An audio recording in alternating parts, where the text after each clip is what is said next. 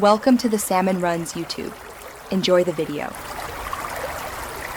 In this video, I will explain how to make Olive Garden spinach artichoke dip using an easy method. First, gather your fresh ingredients and preheat your oven.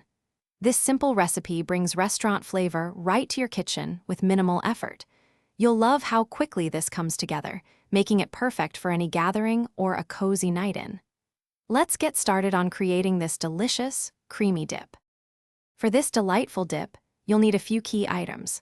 Start with 10 ounces of frozen spinach, ensuring it's completely thawed and squeezed dry to avoid a watery dip. Next, grab 1 14-ounce can of artichoke hearts, drained and roughly chopped. You'll also need 8 ounces of softened cream cheese, plus half a cup each of grated Parmesan and mozzarella cheeses for that perfect cheesy goodness. Let's get to the simple preparation steps. Begin by preheating your oven to 375 degrees Fahrenheit. In a large mixing bowl, combine the softened cream cheese with 1/4 cup of mayonnaise and 1/4 cup of sour cream until smooth. Then, gently fold in your prepared spinach, chopped artichokes, and both the Parmesan and mozzarella cheeses.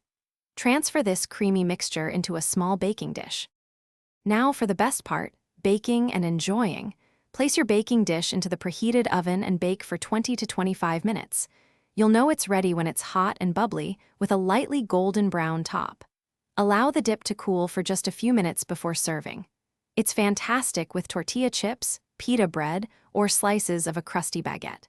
Enjoy your homemade Olive Garden style dip. Thanks for watching. Consider subscribing if we helped you.